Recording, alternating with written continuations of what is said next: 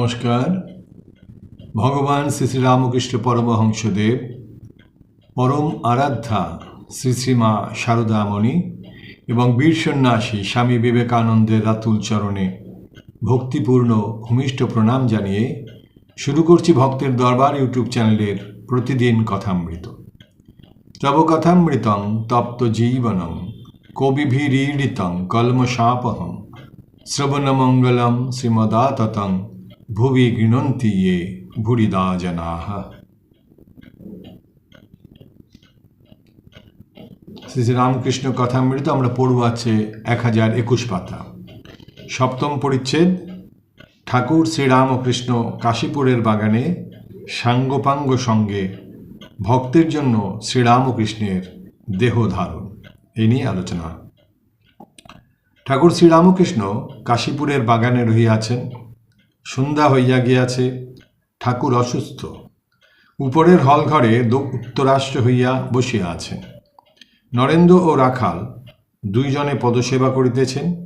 মণি কাছে বসিয়া আছেন। ঠাকুর ইঙ্গিত করিয়া তাহাকে পদসেবা করিতে বলিলেন। মণি পদসেবা করিতেছেন।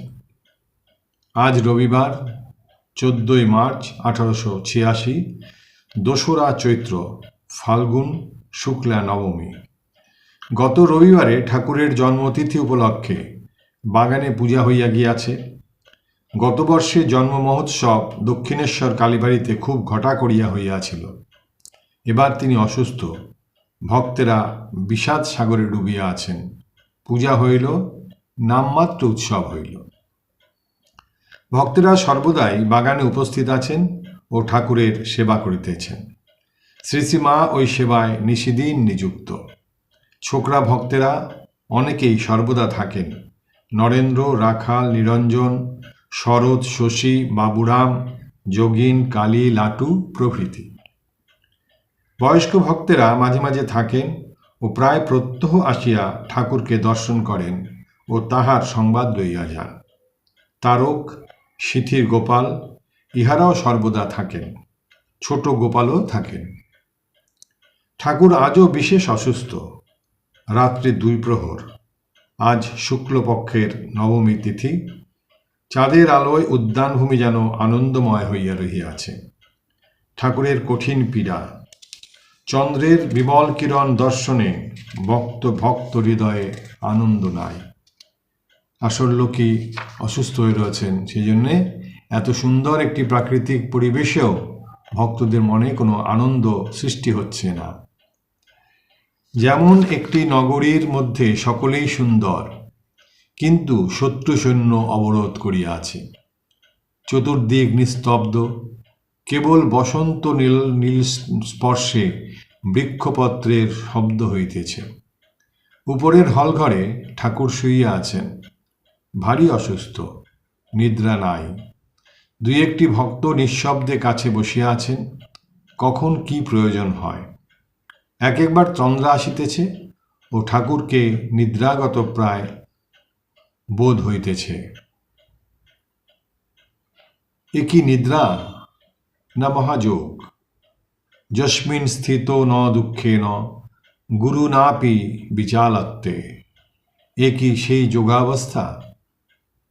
মাস্টার কাছে বসিয়া আছেন। ঠাকুর ইঙ্গিত করিয়া আরও কাছে আসিতে বলিতেছেন। ঠাকুরের কষ্ট দেখিলে পাষাণ বিগলিত হয়। মাস্টারকে আস্তে আস্তে অতি কষ্টে বলিতেছেন, তোমরা কাঁদবে বলে এত ভোগ করছি। সবাই যদি বলো যে এত কষ্ট, তবে দেহ যাক, তাহলে দেহ যায়। কি অদ্ভুত কথা! ভক্তবাঞ্ছা কল্পতরু। ভক্তদের দুঃখ হবে, কষ্ট হবে, কাঁদবে, সেই জন্য তিনি দেহ ছেড়ে যেতে পারছেন না। যে বলছেন যে সবাই যদি বলো যে এত কষ্ট, তবে দেহ যাক, তাহলে দেহ যায়। কথা শুনিয়া ভক্তদের হৃদয় বিদীর্ণ হইতেছে। যিনি তাহাদের পিতা মাতা রক্ষাকর্তা, তিনি এই কথা বলিতেছেন। সকলে চুপ করিয়া আছেন। কেহ ভাবিতেছেন এরই নাম কি ক্রুসিফিকশন। ভক্তের জন্য দেহ বিসর্জন। গভীর রাত্রি, ঠাকুরের অসুখ আরও যেন বাড়িতেছে। কি উপায় করা যায়? কলিকাতায় লোক পাঠানো হইল। শ্রীযুক্ত উপেন্দ্র ডাক্তার আর শ্রীযুক্ত নবগোপাল কবিরাজকে সঙ্গে লইয়া গিরিশ সেই গভীর রাত্রে আসিলেন। ভক্তেরা কাছে বসিয়া আছেন। ঠাকুর একটু সুস্থ হইতেছে, বলিতেছেন, দেহের অসুখ তা হবে, দেখছি পঞ্চভূতের দেহ, এই পঞ্চভূতের দেহ, এতে অসুখ হবে, এটাই স্বাভাবিক। গিরিশের দিকে তাকাইয়া বলিতেছেন, অনেক ঈশ্বরীয় রূপ দেখছি, তার মধ্যে এই রূপটিও, নিজের মূর্তির কথা বলছেন, তার মধ্যে এই রূপটিও দেখছি, নানান ঈশ্বরের রূপ দেখছেন, তার মধ্যে তাকে নিজেকেও দেখতে পাচ্ছেন। এরপর যাচ্ছি আমরা অষ্টম পরিচ্ছেদে, সমাধি মন্দিরে। পরদিন সকালবেলা, আজ সোমবার ৩রা চৈত্র ১৫ই মার্চ ১৮৮৬, বেলা ৭টা-৮টা হইবে। ঠাকুর একটু সামলাইয়াছেন ও ভক্তদের সহিত আস্তে আস্তে কখনো ইশারা করিয়া কথা কহিতেছেন। কাছে নরেন্দ্র, রাখাল, মাস্টার, লাটু, শিথির গোপাল প্রভৃতি। ভক্তদের মুখে কথা নাই। ঠাকুরের পূর্বরাত্রির দেহের অবস্থা স্মরণ করিয়া তাহারা বিষাদ গম্ভীর মুখে চুপ করিয়া বসিয়া আছেন। ঠাকুরের দর্শন ঈশ্বর, জীব, জগৎ। শ্রীরামকৃষ্ণ মাস্টারের দিকে তাকাইয়া ভক্তদের প্রতি, কি দেখছি জানো?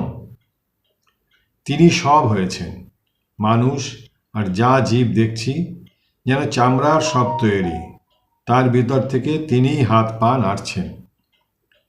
যেমন একবার দেখেছিলাম মোমের বাড়ি, বাগান, রাস্তা, মানুষ, গরু সব মোমের, সব এক জিনিসে তৈরি।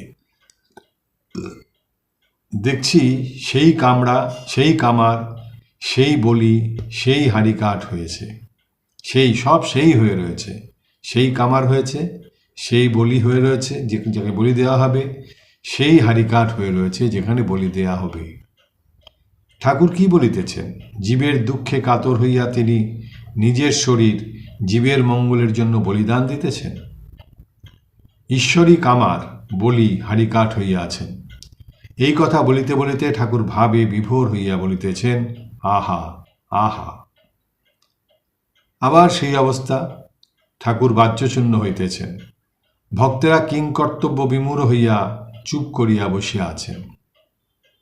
ঠাকুর একটু প্রকৃতিস্থ হইয়া বলিতেছেন, এখন আমার কোনো কষ্ট নাই, ঠিক পূর্বাবস্থা।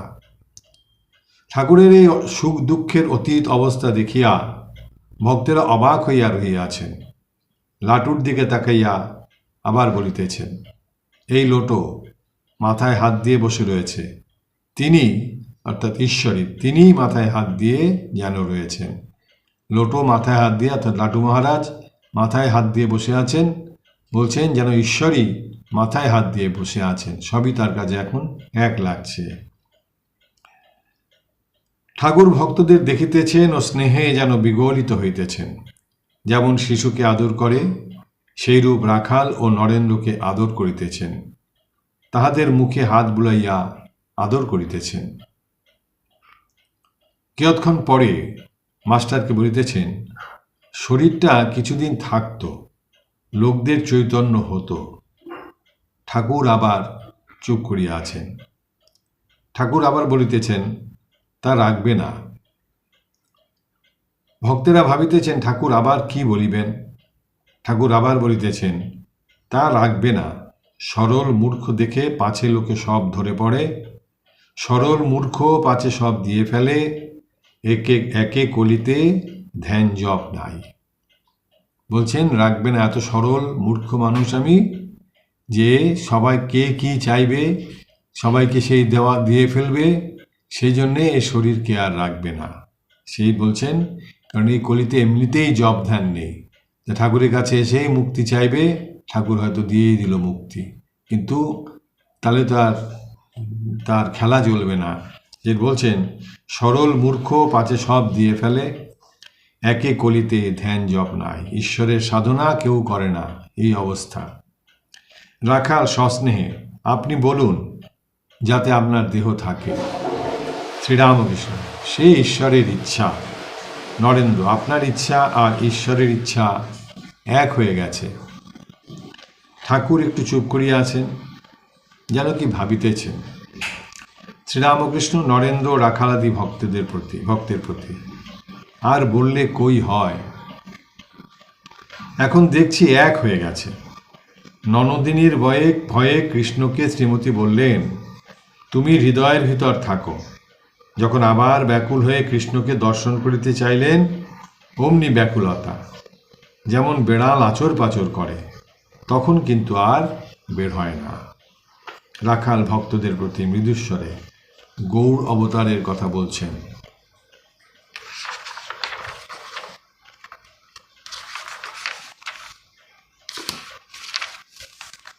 তারপরে যাচ্ছে নবম পরিচ্ছেদে, গুহ্য কথা, ঠাকুর, শ্রীরামকৃষ্ণ ও তাহার সাঙ্গপাঙ্গ। ভক্তেরা নিস্তব্ধ হইয়া বসিয়া আছেন। ঠাকুর ভক্তদের সস্নেহে দেখিতেছেন, নিজের হৃদয়ে হাত রাখিলেন, কি বলিবেন।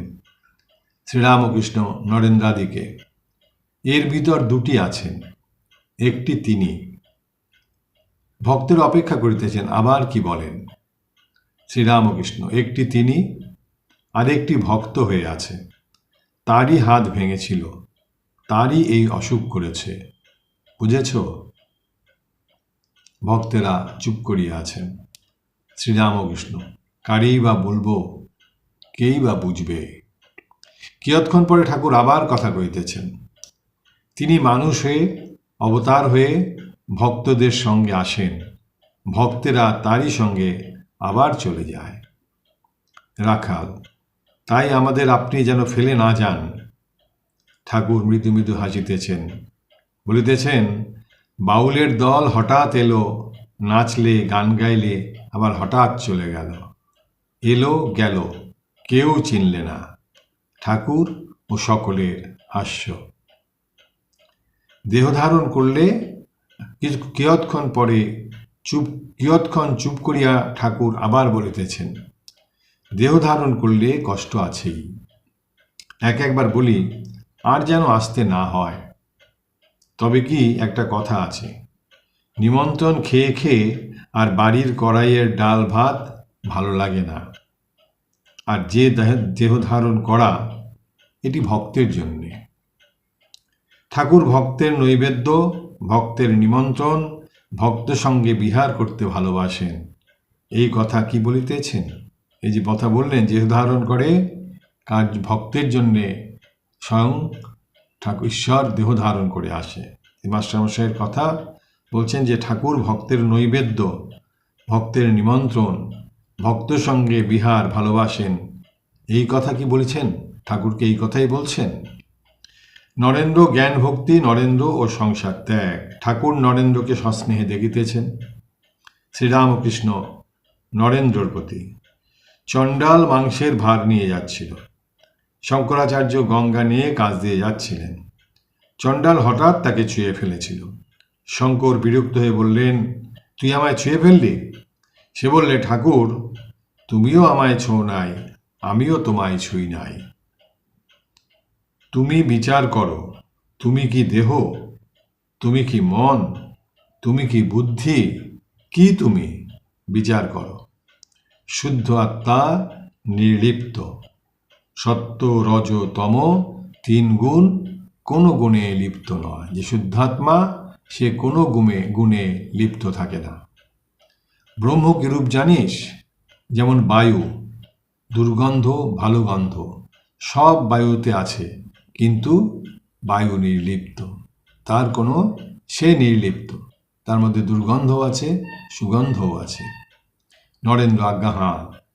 শ্রীরামকৃষ্ণ, গুণাতীত, মায়াতীত, অবিদ্যা মায়া, বিদ্যা মায়া দুয়েরই অতীত, কোনো কিছুতেই সে থাকবে না। বিদ্যা মায়া, অবিদ্যা মায়া কোনো কিছুতেই নেই।